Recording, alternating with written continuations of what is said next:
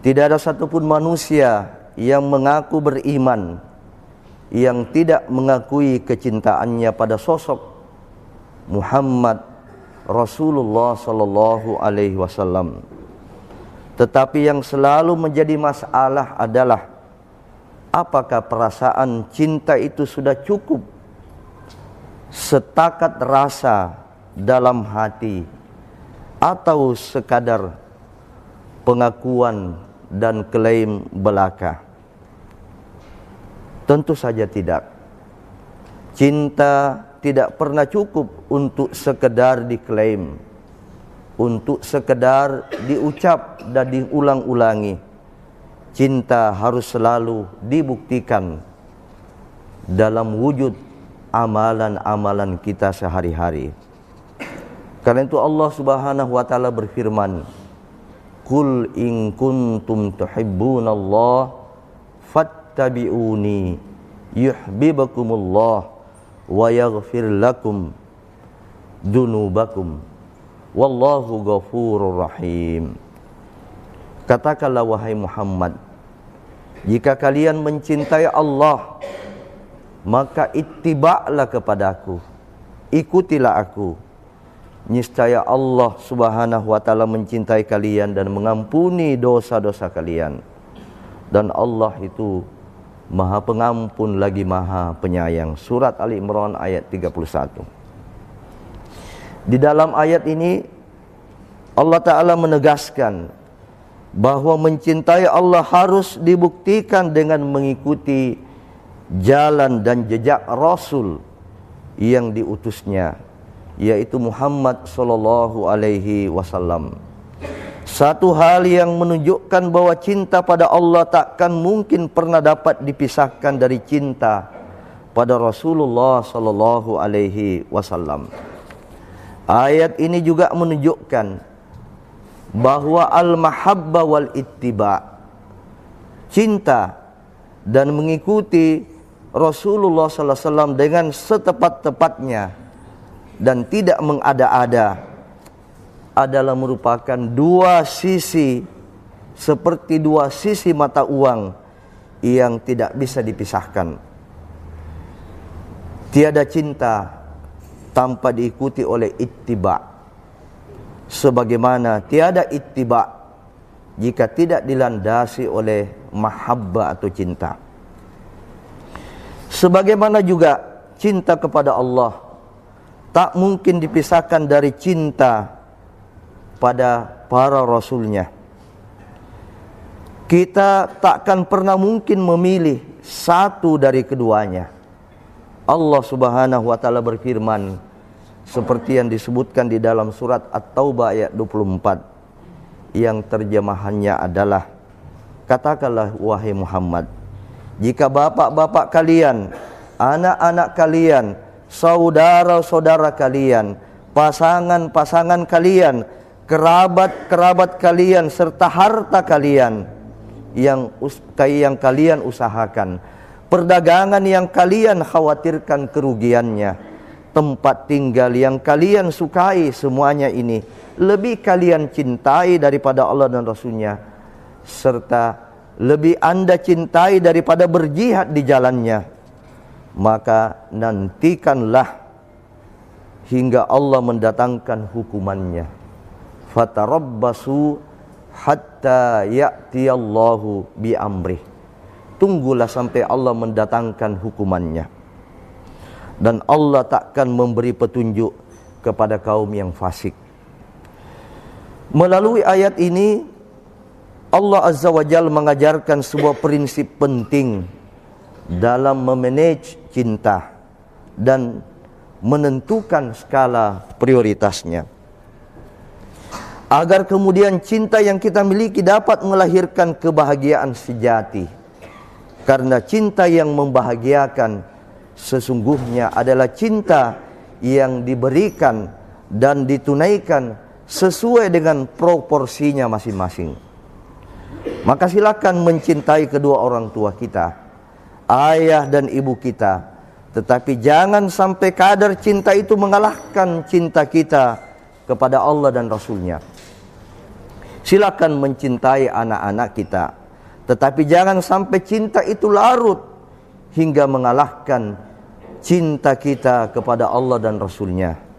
Silakan mencintai pasangan hidup kita, namun jangan sampai cinta itu membuat kita durhaka dan membangkang pada aturan Allah dan Rasul-Nya.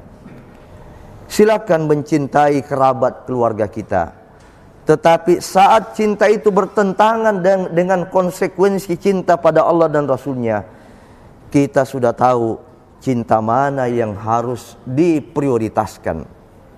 Silakan mencintai harta yang Allah karuniakan kepada kita, bisnis yang sedang mekar-mekarnya, dan properti yang kita miliki. Tetapi jangan biarkan rasa cinta itu mengalahkan cinta pada Allah dan Rasul-Nya. Jangan sampai hasrat cinta pada semua itu justru menjauhkan kita dari cinta pada Allah Subhanahu wa Ta'ala dan Rasul-Nya. Kenapa jamaah sekalian? Karena seperti yang telah disebutkan tadi, semua bentuk cinta yang gagal mendahulukan cinta pada Allah dan Rasul-Nya hanya akan menyengsarakan hidup sang pencinta itu, baik di dunia maupun di akhirat. Hanya akan mencerabut kebahagiaan dari para pencintanya. Tidak sedikit anak akhirnya sengsara karena patuh pada ayah dan ibunya meskipun mereka menyuruhnya durhaka pada perintah Allah. Tidak sedikit pasangan yang akhirnya sengsara karena lebih memilih pasangannya meski harus melanggar perintah Allah. Berapa banyak orang tua yang merusak anak-anaknya sendiri justru karena terlalu cinta dan sayang, meskipun harus mengabaikan batasan-batasan yang diberikan oleh Allah Subhanahu wa Ta'ala dan Rasul-Nya. Padahal itu semua baru sebatas hukuman-hukuman dunia bagi mereka yang tidak membingkai rasa cintanya dengan prioritas cinta pada Allah dan Rasul-Nya. Lalu bagaimana pula dengan hukuman-hukuman akhirat? Sudah tentu jauh lebih mengerikan. Mendahulukan cinta pada Allah dan Rasul-Nya adalah konsekuensi logis dari sebuah pengakuan keimanan kepada Allah Subhanahu wa Ta'ala dan Rasul-Nya. Rasulullah sallallahu alaihi wasallam bersabda, "La yu'minu ahadukum hatta akuna ahabba ilaihi min waladihi wa walidihi wan nasi ajmain." Tidak beriman seorang dari kalian sehingga aku menjadi lebih dicintainya daripada ayahnya, anak-anaknya dan seluruh manusia. Hadis riwayat Bukhari dan Muslim. Kaum muslimin yang dimuliakan Allah Subhanahu wa Ta'ala, pada satu waktu Rasulullah sallallahu alaihi wasallam menggenggam tangan sahabat mulianya Umar bin Khattab radhiyallahu anhu. Umar pun berkata kepada beliau, "Ya Rasulullah, la anta ahabbu ilayya min kulli syai'in illa min nafsi." Ya Rasulullah, sungguh engkau lebih aku cintai daripada segalanya kecuali saya mencintai diri saya sendiri. Lalu mendengar itu Rasulullah sallallahu alaihi wasallam merespon, kemudian mengatakan, "La, tidak. Walladzi nafsi biyadih hatta akuna habba ilaika min nafsik." Tidak, demi zat yang jiwaku ada di tangannya, sampai aku lebih engkau cintai dari dirimu sendiri. Maka Umar pun kemudian mengatakan, "Fa innahul an wallahi la anta ahabbu ilayya min nafsi." Demi Allah sekarang kalau begitu saya lebih mencintai engkau daripada diri saya sendiri. Maka Nabi sallallahu alaihi wasallam mengatakan, "Nah, sekarang barulah benar cintamu wahai Umar." Hadis riwayat Imam Bukhari. Karena itu tidak mengherankan jika Rasulullah sallallahu alaihi wasallam mengaitkan cinta Allah dan Rasul-Nya itu dengan rasa manisnya keimanan yang pasti akan menghadirkan keindahan dan kebahagiaan. bagi pemiliknya. Beliau sallallahu alaihi wasallam bersabda dalam hadis yang juga diriwayatkan oleh Imam Bukhari dan Muslim, ada 3 perkara yang memilikinya, niscaya ia akan merasakan manisnya iman. Yang pertama adalah jika Allah dan Rasulnya lebih dicintainya dari apapun selain keduanya. Yang kedua, jika ia mencintai seseorang namun ia tidak mencintainya kecuali semata karena Allah Subhanahu wa taala. Maka kaum muslimin yang dimuliakan Allah Subhanahu wa taala, sudah tiba waktunya bagi kita semua untuk segera melakukan muhasabah, melakukan evaluasi, memeriksa ulang penuh introspeksi pada pengakuan dan klaim cinta kita kepada Allah dan Rasulnya. Berhentilah mencintai Allah dan Rasulnya dalam bayang-bayang palsu yang hanya dipenuhi dengan klaim tanpa bukti. Berhentilah terjebak dalam ritual-ritual yang tidak pernah berhasil membuktikan cinta sejati pada Allah dan Rasulnya. Cukupkan diri dengan panduan Allah dan Rasulnya dalam membuktikan cinta kita itu.